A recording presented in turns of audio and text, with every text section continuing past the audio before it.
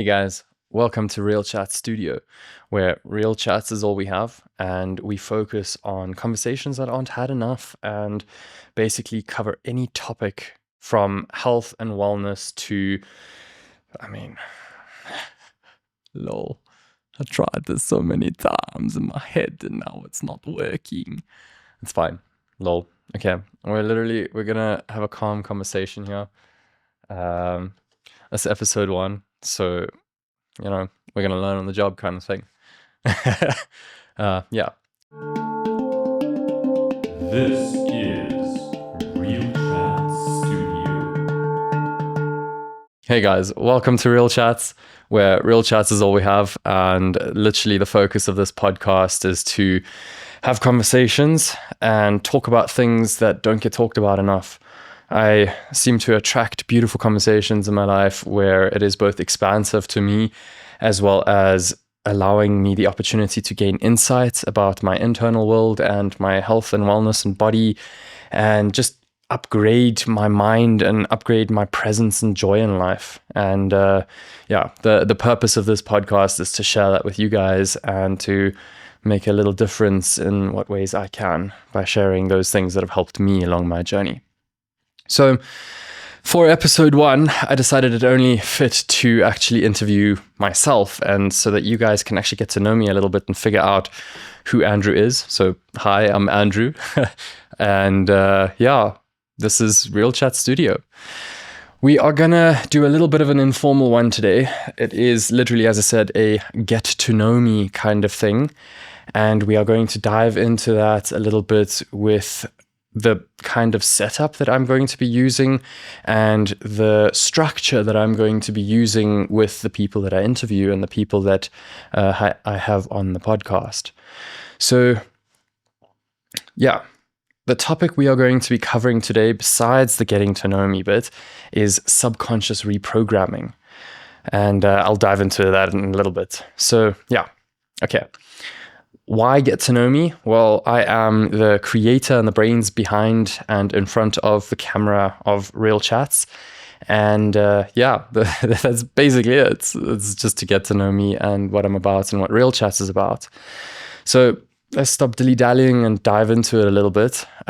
Basically, this is going to be a single sitting flow state, zero cropping, zero cutting and all that kind of thing. It's literally just supposed to be a flow conversation had.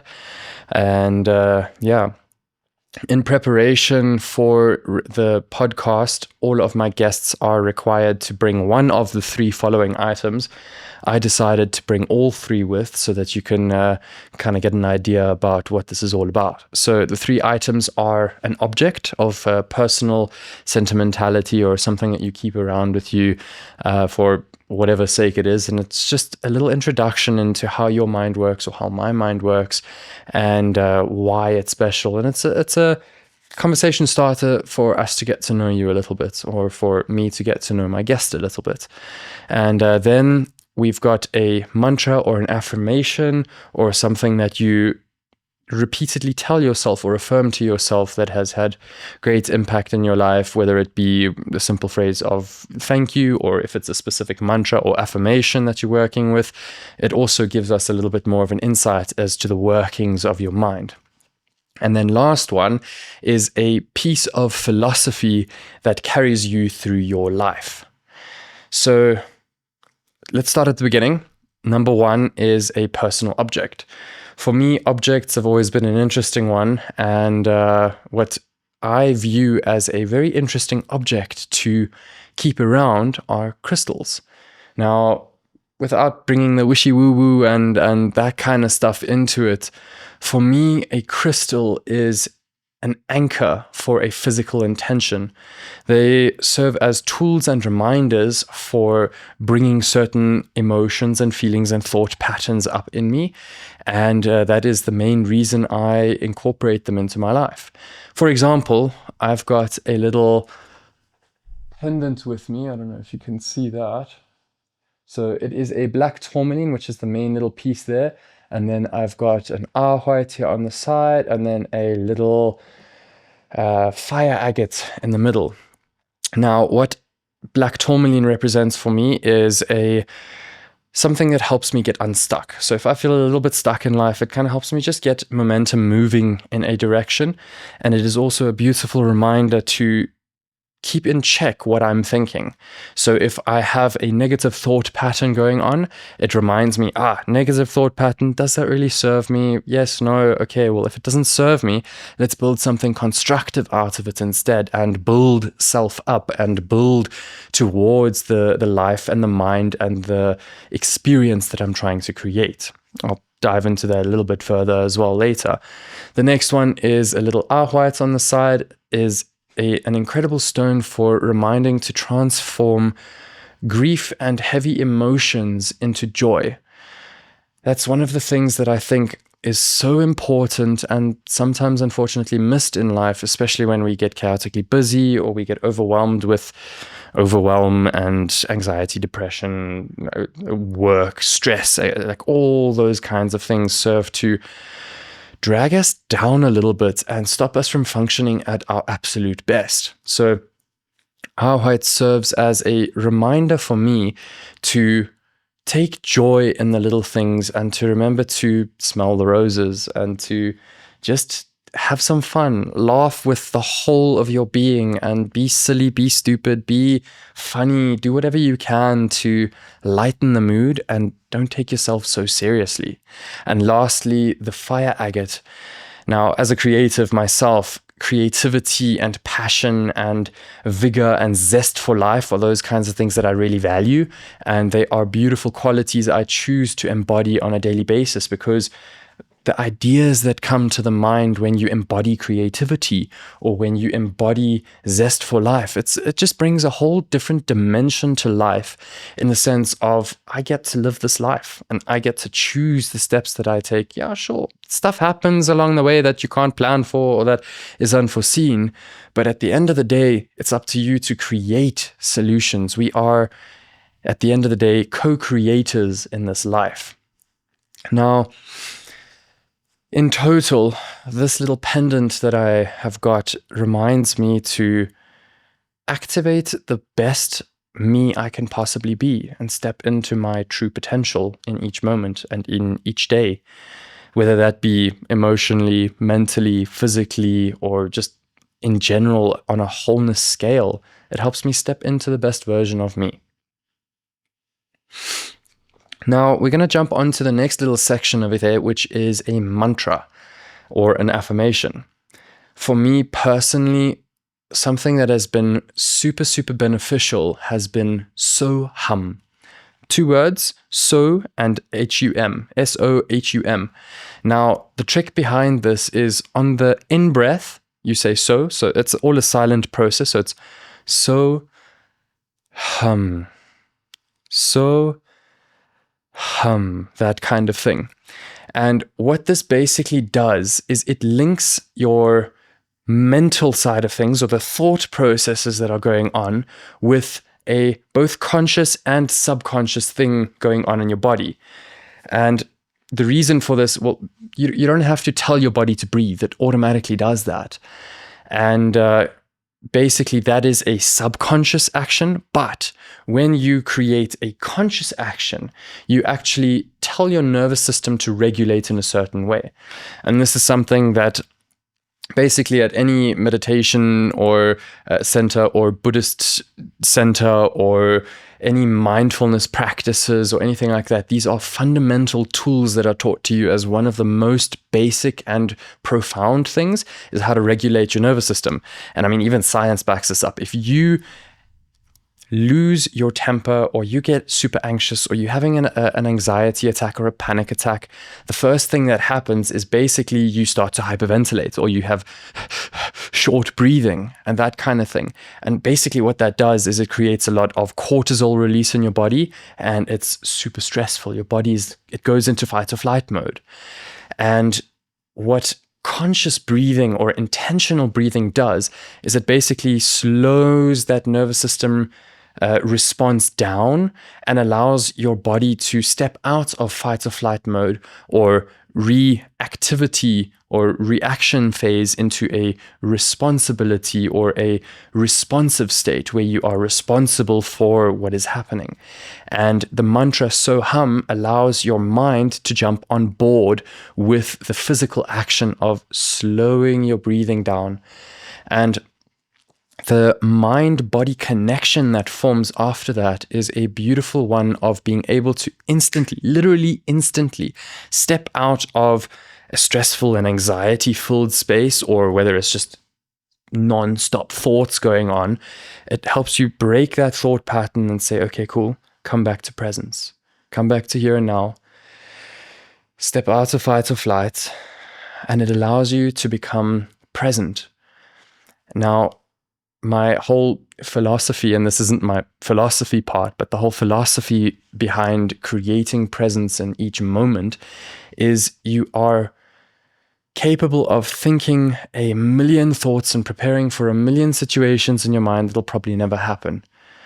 And ironically, the only way, in my perspective, that I've found to prepare yourself for all possibilities, good or bad, to enjoy them or deal with them, is to become super present, because there you open up, you free your mind space of the past and the present, the past and the future, and you bring yourself to the here and now, and you are then able to see all the bits and pieces of the puzzle piece that is in front of you and either enjoy them to their fullest because you're not worrying about that stuff, or to be able to focus on the solution instead of worrying about the million outcomes that might happen, probably won't happen.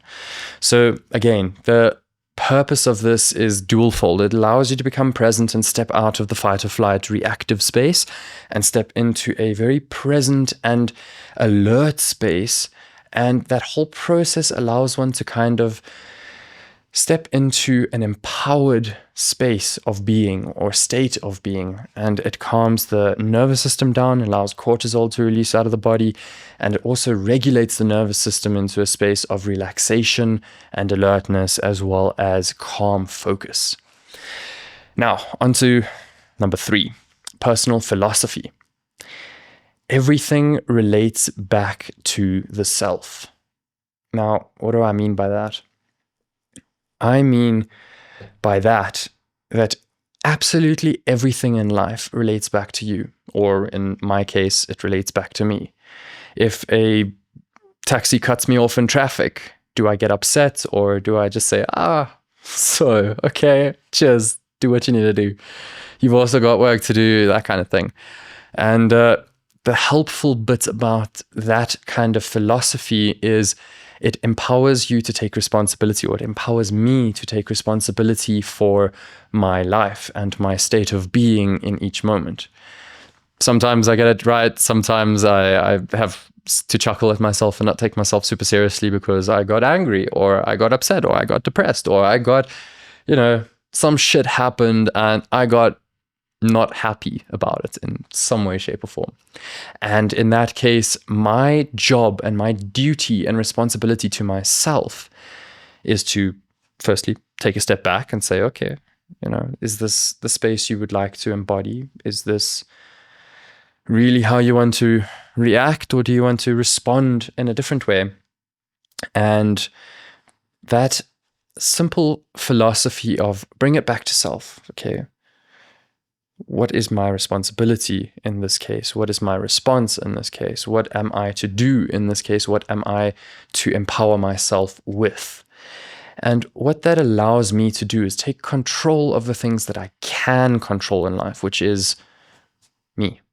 I can't control what other people do. I can't control what the weather does. Not yet, at least. But what I'm saying is there are many things in life which are not in our control, and we don't have an ability to structure things according to our will. And what we can structure to our will is how we respond, how we act out of that space, and what we do thereafter. So if a taxi cuts me off, or if I lose my job, or X, Y, and Z happens, and all of a sudden I'm put into a space where I don't know what to do, or there is something that I don't like about the situation, all of a sudden, bring it back to self, you empower yourself to grow out of the situation. And that little philosophy trick that I've used for many years now has helped me to not only step out of the victim mentality of, oh, poor little me, life is against me, all that kind of stuff. And it's helped me to take control of it and say, okay, well, cool, life's trying to teach me a lesson here. Life is trying to say, hey, Andrew, grow a little bit. You're in your comfort zone. Like, get out of the comfort zone a bit because you're missing out on this beautiful adventure that might be at your doorstep. And this podcast has actually been something that I've been attempting to start for the better half of more than a year and a little bit. And it finally got to a point where I'm like, no, dude, it's time to start. It doesn't have to be perfect. I got that little perfectionism thing going on. So it has to be perfect. You got to have the right things. You got to say the right things, all that kind of thing. And at the end of the day, that's got in the way of me actually starting. And so what helped me step into this was, dude, it doesn't have to be right. It doesn't have to be perfect in order for me to start. I have to start to get better. And that has been the little application, or the personal application of that philosophy in my life. Now, let's introduce a little bit about my background, where I come from, and a little bit about me. So you got a little bit more about me, and then we'll jump into our main little segment. So I was born in South Africa, in Joburg, a beautiful, beautiful country with so many different beautiful people in it. We have, I think, 10 or 11, maybe even 12 main languages of South Africa, and more nationalities and more cultural backgrounds and diversities than I could ever count. And it's beautiful because it allowed me to be exposed to so many philosophies and schools of thoughts and cultural backgrounds and differences and people. And it's been lovely. And I love South Africa because it has taught me so much. Yeah, same as the rest of the world, it's got its ups and its downs, but truly the people here are magnificent and hearty and welcoming and loving and kind and so helpful.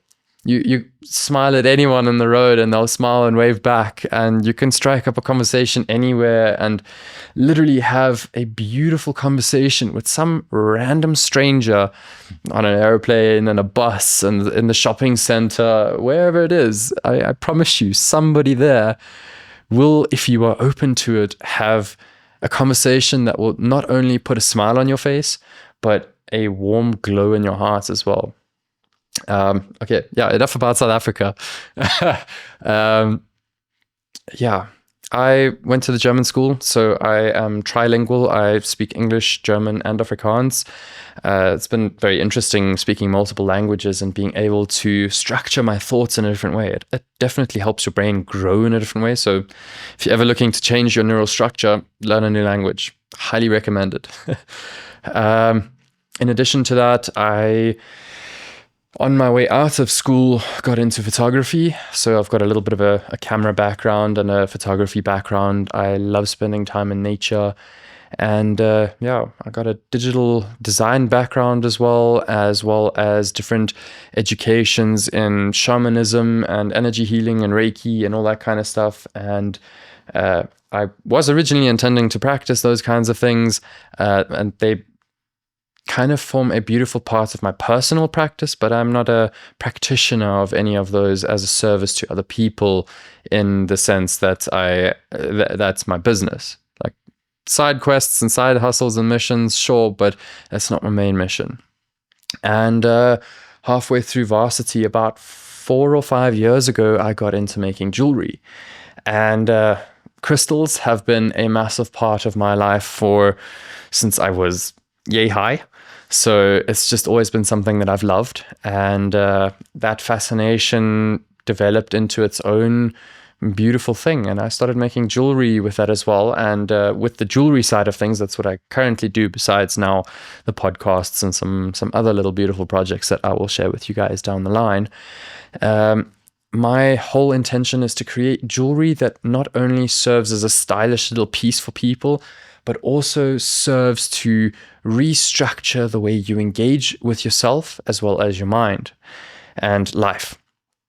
Now, if somebody is struggling with stress and anxiety, for example, I will recommend a certain stone and give them a little mental trick with that, smoky quartz, for example. And then depending on how severe the anxiety is, somebody once taught me a beautiful trick of counting backwards from 100. So if you're in the middle of a panic attack, count backwards from 100 and rub the smoky quartz. It literally soothes the body and helps you step out of that space. And I've digressed a little bit. But yeah, that is basically my little background. Now, we are going to step into subconscious reprogramming.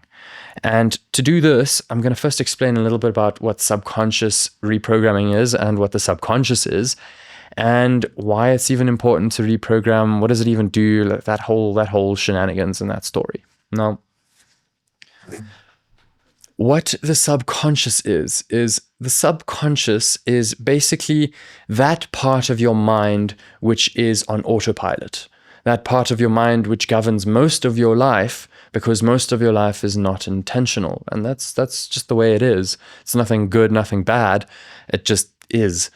And basically what that means is your auto response to trauma, to getting cut off in traffic, to somebody stepping on your foot, to what you procrastinate or how you procrastinate, your thought patterns, your relationship to your body, your relationship to people, how you go about your daily life, your habits, your emotional patterns, that kind of thing. It's mostly all on autopilot, and that's habits we learned from our parents. Some of it is great, some of it doesn't serve us. Like if you make your relationship to your body intentional, your body is this sacred temple that you get to carry with you in your life. And if you mistreat it, it will eventually give up on you because you're putting it through hell and putting chemicals or putting stuff in it that ultimately doesn't serve its health and wealth and well-being. And down the line, you will pay for that. Now, to change the relationship you have with your body, you need to engage physically with your body. Now, do you talk down to your body and say, oh, you're fat, or you're ugly, or you've got this too big, or this too small, or blah, blah, blah? That is what I'm talking about. That internal narrative that most of us are only now starting to become a lot more intentional with and starting to become a lot more aware of. That is the kind of thing that the subconscious governs. Now, the subconscious also governs confidence, as well as many other different aspects of your character and your personality. And all of this can be changed. Like if you're a shy individual and you're super antisocial because you just don't know how to talk to people, or you think everyone is out to get you, that narrative is subconscious, and working with it and saying, oh, okay, cool. Kind people exist, loving people exist, people can help me in many different ways. That kind of process of illuminating the subconscious thoughts we have about a matter that we are struggling with helps us to make that more conscious and intentional. And we reprogram the subconscious in a way that actually serves us with a program that is an uplifting and constructive program. Now, why is this even important? As you've already gathered, because the subconscious governs so many aspects of our lives, and because a lot of the time it's just something we grew up with, it is something that most of the time doesn't align with the best version of ourselves that we would like to present as and be. And through working with those different aspects of self, we can bring about a huge change in our personality as well as our engagement with life. And through that, our engagement with ourselves, our partners, our friends, as well as with our emotional state of being. If you've got an emotional space that is created from a self-destructive belief pattern or thought pattern, you're going to spend a lot of time in stress and anxiety and depression and low states of emotional being. And your relationship with life is probably not going to be one of presence and joy and constructiveness, if that makes sense. And working with those subconscious beliefs and those subconscious thoughts and making them conscious and turning them into something that serves us, we can not only change our state of emotional being and change our chemistry in the brain from something that doesn't serve us to something that we use what has been a past aspect of ourselves that doesn't serve us and transform that into something that does. Meaning, if you've got a past trauma, maybe something that'll help you is accepting that trauma and working with it and dealing with it and then transforming it into something that you can help others with. Some traumas are very, very deep and they will be with you for the rest of your life, but they don't have to weigh you down. They can become something that empowers you and empowers other people to take back control of your life and take back control of your entire state of being. It doesn't have to be something that curses you for the rest of your life. It can be something that, through intentional working with it, can transform your life into something so meaningful that your wildest dreams can't even conceive of it. So that's why it's quite important to work with those different little aspects of the subconscious mind and take the food it naturally gives us and transform that into something constructive. Alrighty, I think I've said about enough on the topic and about me, and we're gonna wrap it up there, guys. Thank you so much for listening, and thank you so much for being here with me. If you like the content we're going to share, or if you like this video, please like, subscribe, and share. It really, really helps the channel grow. And if you guys would like to have a certain topic on, or a certain person on, or you would like something chatted about, let me know in the comments down below, and we will bring that into being and we'll make it happen. Thank you so much for joining me on this beautiful first episode. I enjoyed this, and I will see you guys shortly. Thank you, thank you, thank you. Ciao.